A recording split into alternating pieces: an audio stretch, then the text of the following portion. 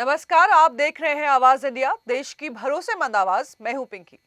खबरों का सिलसिला शुरू करने से पहले आइए नजर डालते हैं आज के हेडलाइंस पर। जम्मू कश्मीर के कुलगाम में एनकाउंटर जारी, एक आतंकी ढेर। मालेगांव ब्लास्ट केस में नया मोड़, योगी मोहन भागवत को फंसाने का था दबाव।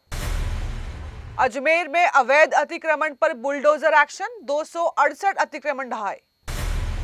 इंडिगो फ्लाइट में थप्पड़ कांड के बाद लापता युवक, परिवार परेशान। और शाहरुख खान ने नेशनल अवार्ड जीतने पर साझा किया भावुक संदेश।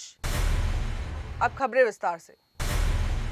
जम्मू कश्मीर के कुलगाम जिले में सुरक्षा बलों और आतंकियों के बीच मुठभेड़ जारी है। कुलगाम के अखल इलाके में आतंकियों की मौजूदगी की सूचना के बाद सेना, जम्मू कश्मीर पुलिस, सीआरपीएफ और एसओजी ने संयुक्त ऑपरेशन शुरू कर दिया है। इस दौरान हुई मुठभेड़ में सुरक्षा बलों ने एक आतंकी को मार गिराया है। इलाके को पूरी तरह घेर लिया गया है ताकि बाकी आतंकी भाग न सके। चप्पे चप्पे पर निगरानी रखी जा रही है और ऑपरेशन अभी भी जारी है। इससे पहले 30 जुलाई को भी पुंछ सेक्टर में नियंत्रण रेखा के पास मुठभेड़ हुई थी, जिसमें सेना ने एक और आतंकी को ढेर कर दिया था। संदिग्ध गतिविधि देखने के बाद जवानों ने चुनौती दी तो आतंकियों ने गोलीबारी शुरू कर दी। जवाबी कार्रवाई में एक आतंकी मार गया है। सेना का आतंकवाद के खिलाफ ऑपरेशन अब और तेज हो गया है। घाटी में लगातार चौकसी बढ़ा दी गई है। मालेगांव ब्लास्ट केस में अब एक बड़ा खुलासा सामने आया है। केस के गवाह ने दावा किया है कि उन पर योगी आदित्यनाथ और आरएसएस प्रमुख मोहन भागवत का नाम लेने का दबाव डाला गया था। गवाह मिलिंद जोशी ने कोर्ट में बताया है कि उन्हें कई दिनों तक हिरासत में रखा गया और प्रताड़ित किया गया ताकि वे नेताओं का नाम ब्लास्ट से जोड़ें। जांच अधिकारी रहे महबूब मुजावर ने भी दावा किया है कि उस वक्त की सरकार हिंदुत्व की राजनीति को खत्म करना चाहती थी। आपको बता दें कि इसी हफ्ते मुंबई की विशेष अदालत ने इस केस में साध्वी प्रज्ञा ठाकुर, कर्नल पुरोहित समेत 7 आरोपी को बरी किया था। कोर्ट ने अपने फैसले में कहा है कि आतंकवाद का कोई धर्म नहीं होता और सिर्फ कहानियों के आधार पर किसी की दोषी बद्ध नहीं की जा सकती। लेकिन गवाह के इस नए बयान ने केस को एक बार फिर से सियासी गर्मी के केंद्र में ला दिया है। अजमेर के ऐतिहासिक तारागढ़ इलाके में आज तड़के बड़ा प्रशासनिक एक्शन देखने को मिला। सुबह 7 बजे से ही वन विभाग, पुलिस और जिला प्रशासन की सैकड़ों सदस्यीय टीम इलाके में पहुंची और अवैध कब्जों को हटाने की कार्रवाई शुरू कर दी। इस ऑपरेशन की तैयारी इतनी व्यापक थी कि अजमेर के साथ साथ टोंक, भीलवाड़ा और नागौर से भी अतिरिक्त फोर्स पुलिस बुलाई गई। करीब 900 पुलिसकर्मी, 250 वनकर्मी और 150 मजदूर इस कार्रवाई में शामिल थे। तारागढ़ के मीठा नीम दरगाह और बड़ा पीर दरगाह के पास 268 अवैध मकानों को चिन्हित किया गया था, जिन पर आज बड़ा बुलडोजर चला है। कार्रवाई को 6 जोनों में बांटकर टीमों को तैनात किया गया ताकि कोई भी हिस्सा छूट न सके। सुरक्षा के लिहाज से इलाके को पूरी तरह से सील कर दिया गया है और मीडिया की एंट्री पर भी रोक लगा दी गई है। एसडीआरएफ और सिविल डिफेंस की टीमें भी मौके पर तैनात रही। एसपी वंदिता राणा ने बताया कि ये पूरी तरह लीगल बेस्ड कार्रवाई है, जिसके लिए पहले से ही नोटिस जारी किए जा चुके थे। कई लोगों ने खुद ही अपने ढांचे हटा लिए और कोई भी विरोध नहीं कर रहा था। फिलहाल तारागढ़ इलाका छावनी में तब्दील है और प्रशासन की सतर्क निगरानी में जारी है। मुंबई से कोलकाता जा रही इंडिगो फ्लाइट में एक चौंकाने वाली घटना सामने आई है। असम के रहने वाले मुस्लिम युवक हुसैन अहमद मजूमदार को एक सहयात्री ने फ्लाइट के अंदर थप्पड़ मार दिया है। ये घटना कैमरे में कैद हुई और सोशल मीडिया पर तेजी से वायरल हो गई। वीडियो में देखा गया है कि जब फ्लाइट अटेंडेंट हुसैन को सीट तक ले जा रहे थे, तभी अचानक एक सहयात्री ने उन्हें थप्पड़ जड़ दिया। बताया जा रहा है कि हुसैन उस वक्त पैनिक अटैक या घबराहट से जूझ रहे थे।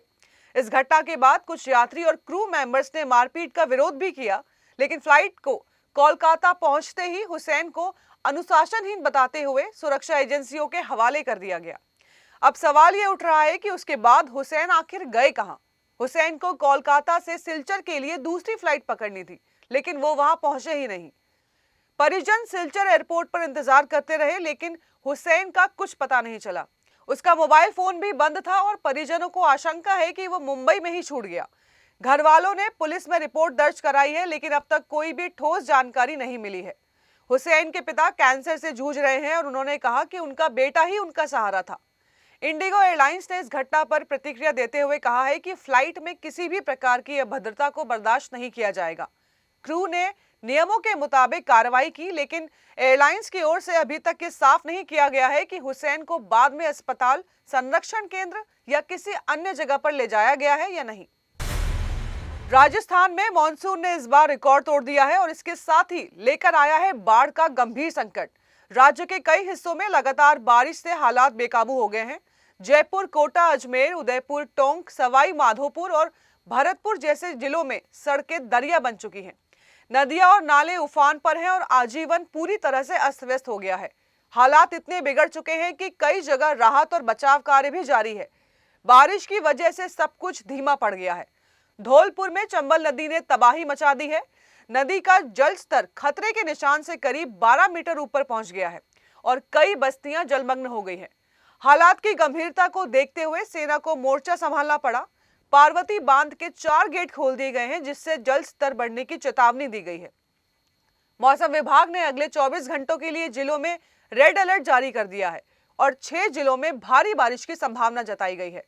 जुलाई महीने में राजस्थान में 285 मिलीमीटर औसत वर्षा दर्ज की गई है, जो सामान्य से करीब 77% ज्यादा है।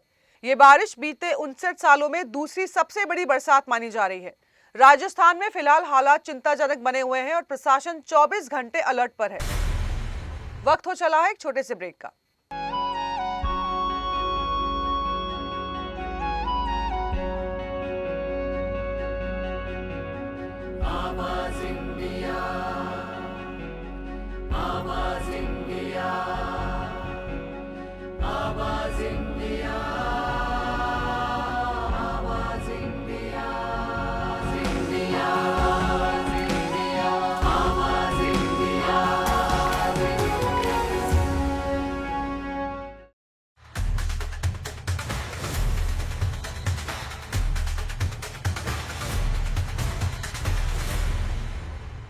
ब्रेक के बाद आप सभी का स्वागत है। बढ़ते हैं अगली खबर की ओर। पाकिस्तान के लाहौर के पास एक ट्रेन पटरी से उतर गई, जिसमें कम से कम 30 यात्री घायल हो गए हैं। यह हादसा शुक्रवार शाम लाहौर से लगभग 50 किलोमीटर दूर शेखुपुरा के काला शाह काकू में हुआ। ट्रेन लाहौर से रावलपिंडी जा रही थी जब इसके 10 डिब्बे पटरी से उतर गए। घायलों में से 3 की हालत गंभीर है, जिन्हें पास के अस्पताल में भर्ती कराया गया है। बचाव दल के कर्मचारी मौके पर पहुंचे और घायलों को अस्पताल ले जाया गया। रेल मंत्री मोहम्मद हनीफ अब्बासी ने घटना का संज्ञान किया और रेलवे की सीईओ और मंडल अधीक्षक को घटनास्थल पर पहुंचकर स्थिति पर नजर रखने का निर्देश दिया है। वहीं प्रधानमंत्री शहबाज शरीफ ने घटना पर दुख व्यक्त करते हुए घायलों के लिए प्रार्थना की और बचाव कार्य में तेजी लाने के आदेश दिए हैं। स्थानीय मीडिया के अनुसार हादसे के बाद आपातकालीन प्रतिक्रिया दल तुरंत घटनास्थल पर पहुंचे और बचाव अभियान शुरू किया। आपको बता दें कि राहत और बचाव दल ने 1000 से ज्यादा लोगों को रेस्क्यू कर लिया है। अमेरिका के पूर्व राष्ट्रपति डोनाल्ड ट्रंप ने हाल ही में भारत की अर्थव्यवस्था को लेकर विवादित टिप्पणी करते हुए इसे डेड इकोनॉमी बताया है।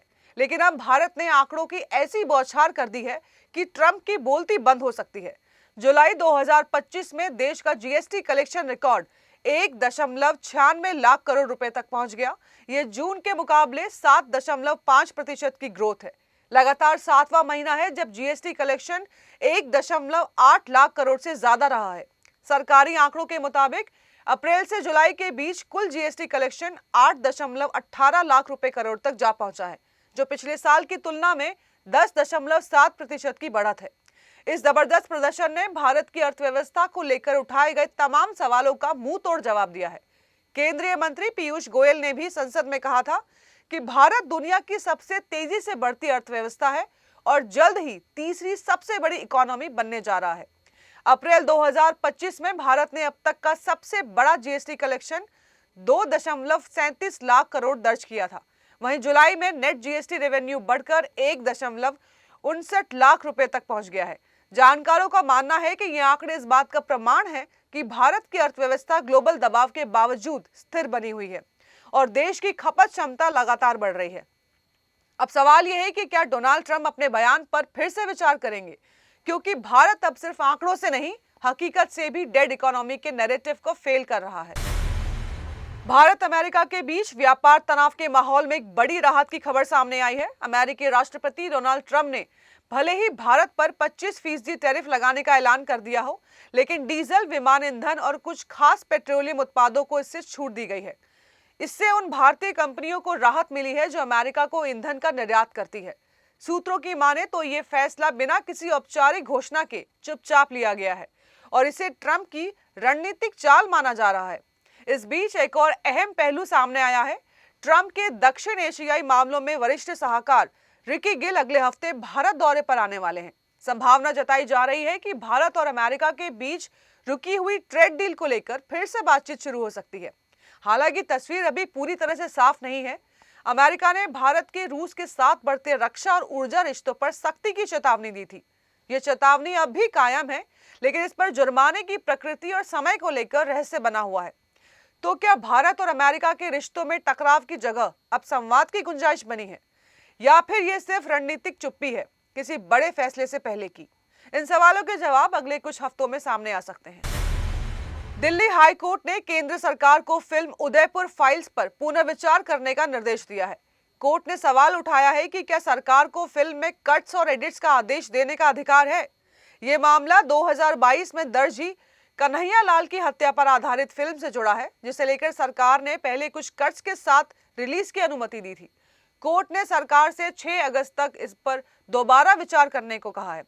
कोर्ट का यह फैसला सरकार की उस घोषणा के बाद आया जिसमें कहा गया था कि वो अपने पुराने फैसले को वापस लेगी। कोर्ट ने कहा है कि सरकार को फिल्मों के मामले में सिर्फ वही अधिकार है जो सिनेमेटोग्राफ अधिनियम में दिए गए हैं। सरकार केवल धारा 5 के तहत कुछ सामान्य दिशा निर्देश जारी कर सकती है या फिर धारा 6 के तहत किसी फिल्म को प्रमाण के लिए अयोग्य घोषित कर सकती है।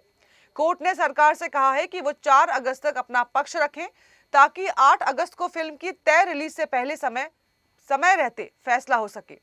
कोर्ट ने यह भी निर्देश दिया है कि फिल्म की समीक्षा कर रहे अधिकारी बिना किसी देरी के बुधवार तक अपनी प्रतिक्रिया पूरी करें।